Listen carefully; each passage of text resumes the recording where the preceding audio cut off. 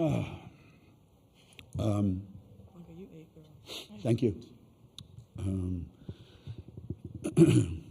I don't know that there's a perfect answer or a perfect way, but it's always really hard. I've said this for countless years. It's always the hardest game there is to play. It's so hard to get to the Final Four. You always have to beat a really, really good team at this stage of the game. And certainly we played a really, really good team. But I'm really proud of our players and how we managed to flip the switch a little bit each game, come out in the second half and take what we learned the first half. And we did that today, and really, really proud of my players. Most of them. You are? Most of them. That's cool. I mean, you included in. Oh, really? Well, either most or not most. Good question. I appreciate you. Oh, thank you. Okay, now we'll open up for questions for student athletes. State your name and media affiliation. Lindsay Gibbs with CBS Sports. For all of you, Coach on the floor said that he doesn't think he's ever been prouder to take a team to the Final Four right here. Obviously, you have a lot of competition in that area. What does it mean to hear him say that? We'll start with AZ. Yeah, that means a lot. I mean, he doesn't say anything he doesn't mean. He doesn't give out compliments too often, depending on who you are. So to hear him say that, it does mean a lot, and we feel the same way. We love this team so much, so it does mean the world to be able to go to the Final Four with everyone. Yeah, pretty much what AZ said. He doesn't really give those nice words to us often, but we know secretly, deep down, he really loves us and cares for us and wants the best for us, so it really means a lot. Yeah, he of course didn't say that to me, so I'm very happy for that. But What? we have a lot of work to do to get ready for the Final Four.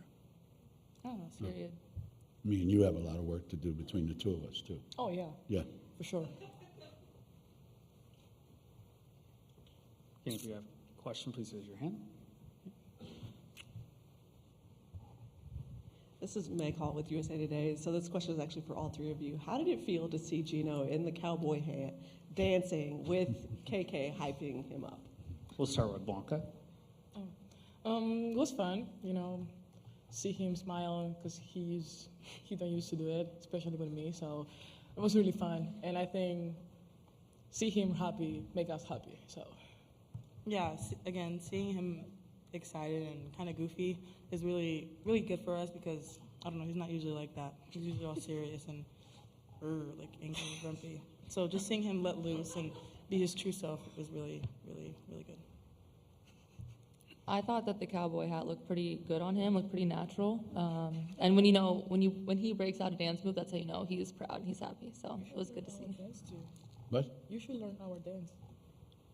No.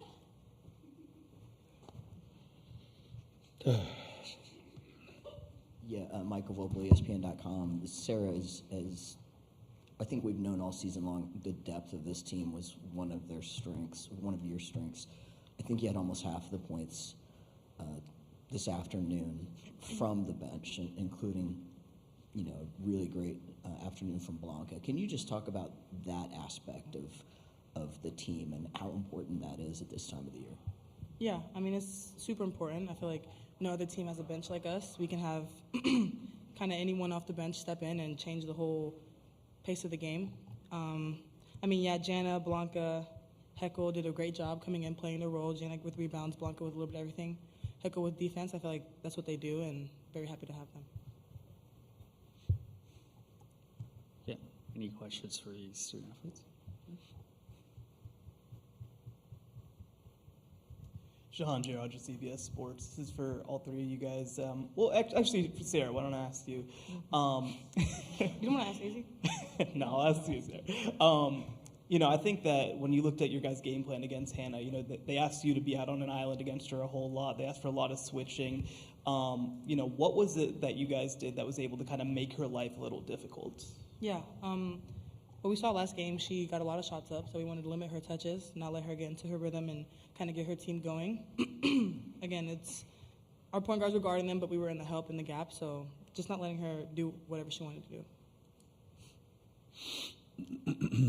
Lindsay Gibbs with CBS Sports. AZ, you've been on so many different teams and been through so much within the program. I think from the outside, looking at this season, it's hard to pinpoint moments of adversity from the outside. But from your point of view, what were moments of adversity during the season? Like, was it, I know it can't have been as easy as it looks to get to this point.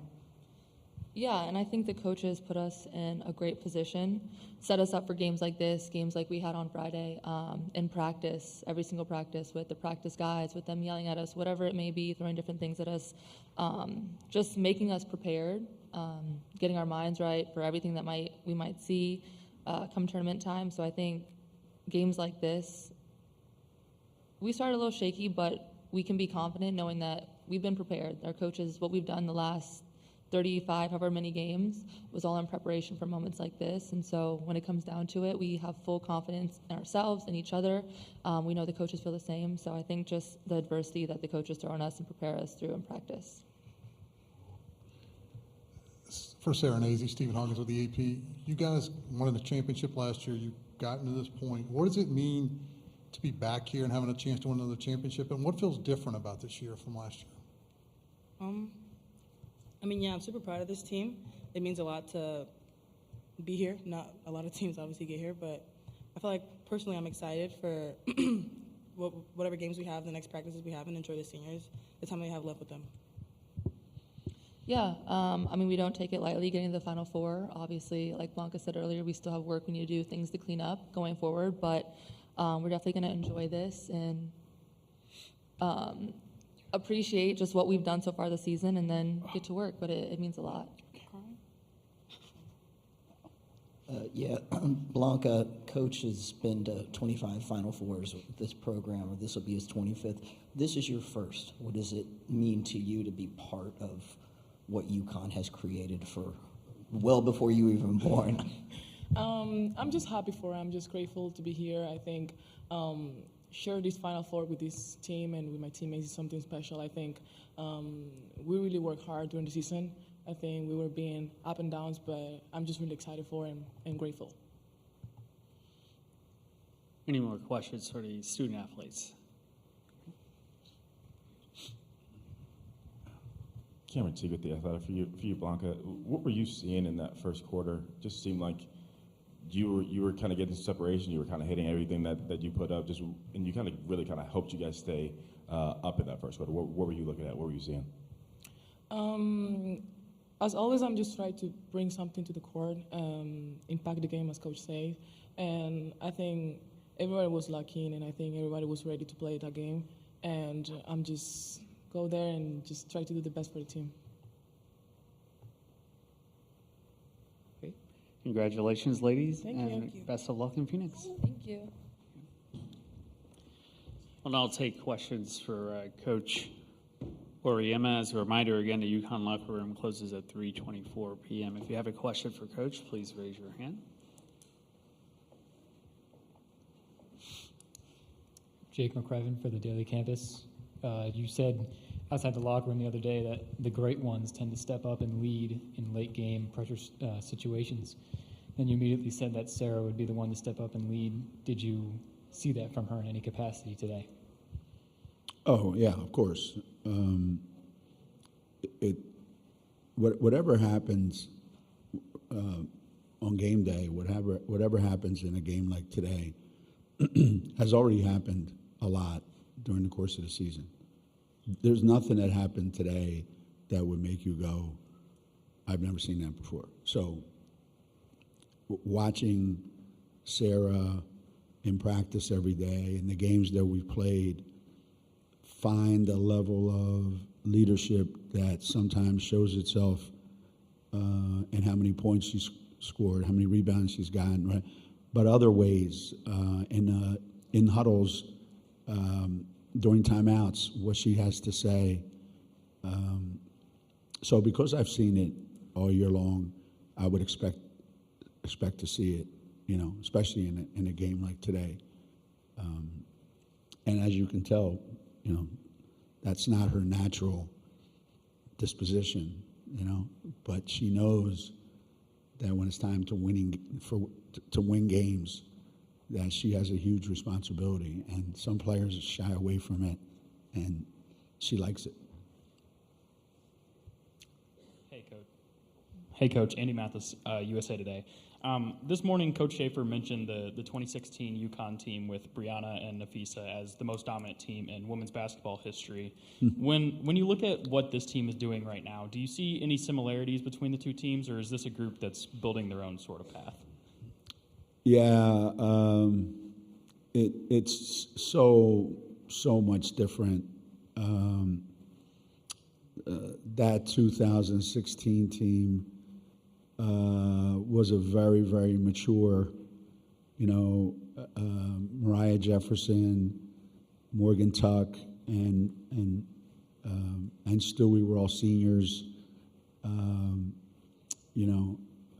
We had Fee and Lou as freshmen. I think this team's. Somebody asked, "What's the difference between this team and last year's team?" We're a much younger team. We took away Paige and we took away Caitlin Chen. Two fifth-year seniors, and we replaced them with freshmen, pretty much. So this is a very young team doing it in a completely different way than that team did it. I don't know that there'll ever be a team that had that many pros and that was that explosive and Gabby was on that team, Kia Nurse were on that. I mean, it was, this isn't that team, but they find their own way to get the same things done. Hey, Coach. Kathleen Geyer from the 9 Sports. Kaylee Heckel, big game today on a really hard assignment. How has her steadiness and decision-making helped? Kaylee coming in, she played in this game last year against us at USC, so I think she had a sense, but I think the pressure your first time out is great, playing at UConn in this environment, but she gives us a little bigger version of KK, she's fearless like KK is. Both of them had very difficult assignments trying to guard, I think, probably the best point guard in the country, I think. I mean, and I think she's, as we've gone along in this tournament, become even more comfortable and more sure of herself. She's a very emotional kid, and when she's playing well, she really feeds off of that. So I'm happy she got to show some of the things that she's learned. Michael Vopel, ESPN.com. Forgive me for a little bit of a philosophical question, but have you noticed all of your best teams somewhat take on the personality of their best player? Mm-hmm. And is that why this team, at least from the outside, this team seems pretty calm because Sarah is pretty calm, or at least that's the outside view of it? Yeah, Michael. I think that's true. To a certain extent, it is, and that's why Friday and today, when we were rushing around like crazy on offense, it was so not us, it was atypical of us. That's not who we are. We really don't generally play with that kind of, chaotic, because we are calm. We are, but at the same time, there is a level of confidence that Sarah has that I think she lifts them up to someplace where they wouldn't be able to be by themselves or with maybe somebody different. So they play with confidence, knowing they have her. And that's probably the best compliment that I can give Sarah. Maria McElwain, Philadelphia Inquirer. Ooh. Yeah, we're everywhere. Yeah. So you mentioned Hannah, I'm presuming, as one of the best point guards in the country, in your view. Not one of the best. I think she is the best. Okay. Yeah. Yeah. Yeah. What does a player with that grit for all 40 minutes do for the game of women's basketball? You know, for people that are not familiar with South Jersey, that's just Philadelphia East, right? So she's got a little bit of that toughness, you know, and grit, like you said, and talent. And it's rare that you find a player that is involved in every single play, to the point where, like, you have to, whoever she's guarding, you have to go hide them someplace, hoping that she's not involved in that play. And she still manages to be involved in the play somehow, some way. So not only offensively can she get wherever she wants to go, get any shot she wants, but defensively she probably causes more problems for your offense than any player in the country. I mean, you can deal with a shot blocker. You can deal with that. But you cannot deal with someone that every time you're dribbling the ball, you're more worried about where she is than who you're passing it to. I just love watching her, and I asked her after the game if she was old enough to go pro, and she said, "No, I want one more shot at you guys." So. Shahan J. from CBS Sports over here. You know, you mentioned obviously that 2016 team. You know, this is the team in women's college basketball with the highest point differential since that team. And you mentioned how young it is. I'm curious, what is kind of the special sauce with this particular team, and especially on the defensive side of the ball? How have you guys managed to have this level of success? You know, some teams that we've had that were really, really good defensively, we had to be good from the three-point line and in, because we just didn't have the players the last 4 years before last year. Well, even including last year. We didn't have enough players to be able to extend our defense as much as we can right now. Okay? So defensively, this team can do more because we do have more players, and we started the season the very first day with that kind of aggressive mindset, you know, and it fits how they want to play. That's kind of what they want to do. We've had teams in the past that could do that as well. Maya Moore's teams, especially, thinking back to those days, and but because it hasn't been apparent, well, 2020, 22, 23, 24, 20, I mean, like a lot of years where we just could barely contain people half court. This team is able to extend its defense because we have more players that want to play like that, and we can afford to, you know, go that hard because we can bring somebody off the bench that can continue that kind of pressure. Lindsay Gibbs with CBS Sports. Going back to that comment about being the most proud of this team, I was wondering if you could elaborate on that a little bit, and also, you know, back to the theme of adversity, about what adversity you've seen them overcome. And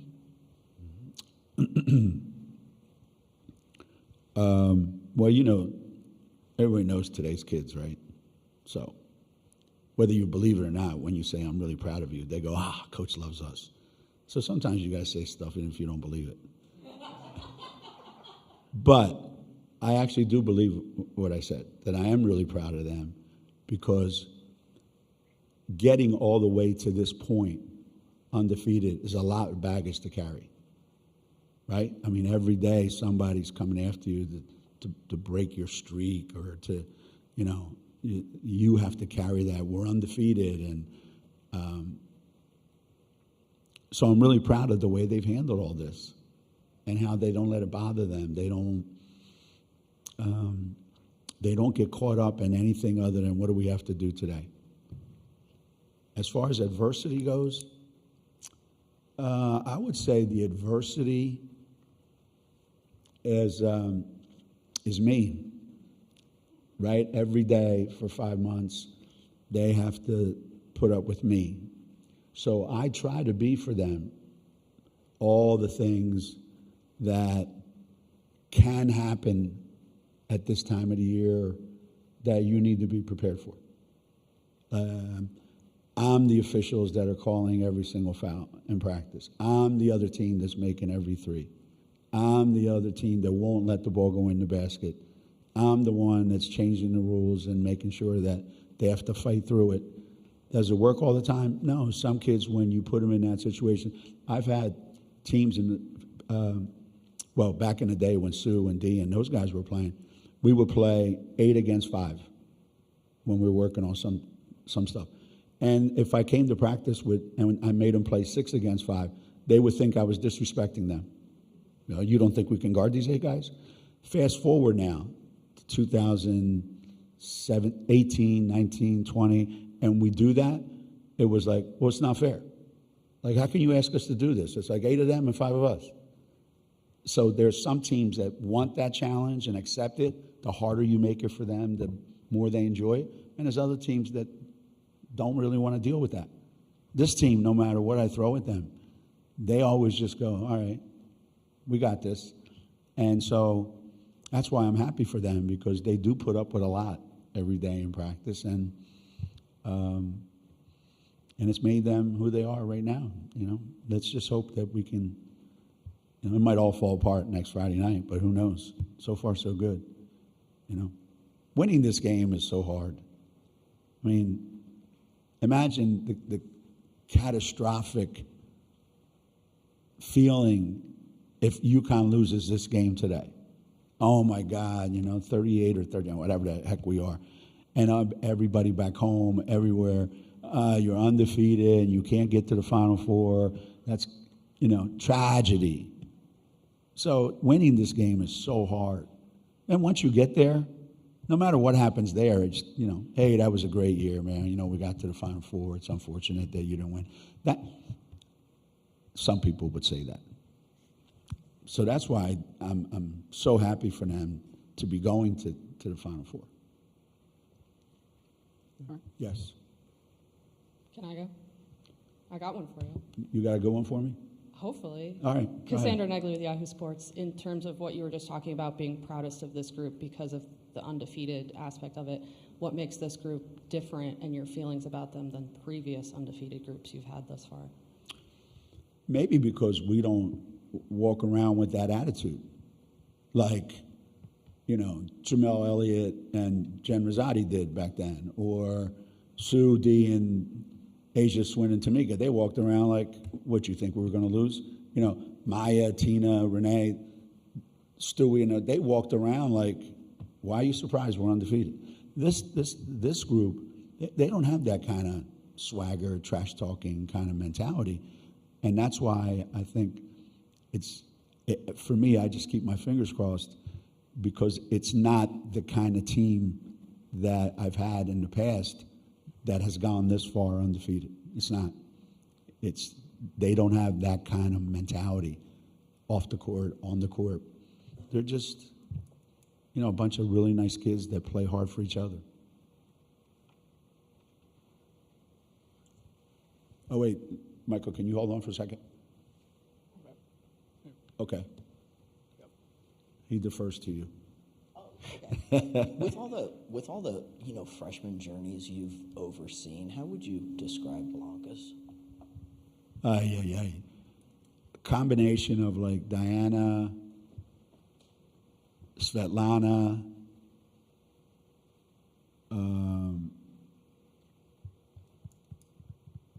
I think maybe those two, Nika. You notice I'm hitting on a theme, right? Bunch of immigrant kids, international kids, brought up differently, very stubborn, very hard-headed, very sure of themselves, don't back down to anybody, anytime, ever. They all have one thing in common, honestly. People that know what I'm talking about will know. They have one thing in common. Two words you never hear come out of any of those people's mouth. You're right.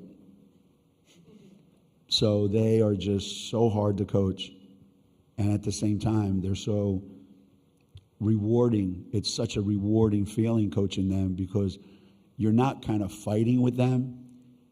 You are kind of give and take, tug of war. I want what I want from you. They want what they want from me, and it's back and forth, and we try to meet in the middle. And the finished product usually is just an unbelievable competitor who just they have so much pride in themselves.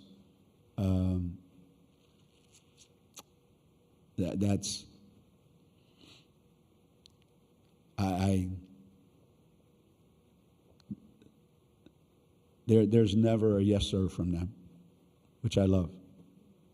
You get some kids I could tell them whatever I want to tell them, and they'll go, okay. And they'll go do it. They'll try to do it. These guys, if you tell them something they don't want to hear, they just look at you like you're crazy. Yeah, they do. You guys see the Syracuse game? She got out on the court. Blanca got out on the court. First time she touched the ball, she jacked up a three. The next time down the floor, the first time she touched it, she jacked up another three. Third time down the floor, she touched it, she jacked up another one. And I called her over. I took her out of the game. And I called her over and I said, what are you doing? I said, do you know how many shots Sarah Strong has since you got in the game? 0. She looked at me like, so? I ain't worried about Sarah Strong.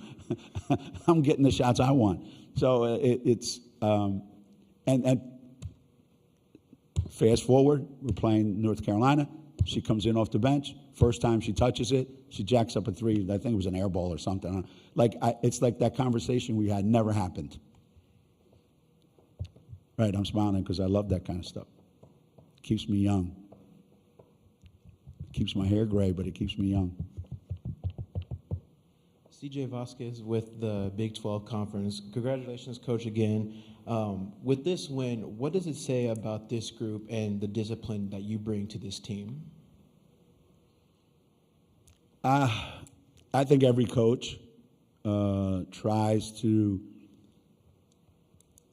have a disciplined team, and discipline can mean different things to different teams. I think we are disciplined about some things, but again, our youth and our wanting to make big plays sometimes gets in the way. And so I don't know that we're as disciplined as I want us to be, or they're not as disciplined as they need to be, obviously. But when we need to be, we are. And that, I think, is right now the best you can hope for. Because taking players that want to make plays all the time and trying to teach them when to, that's not an easy task.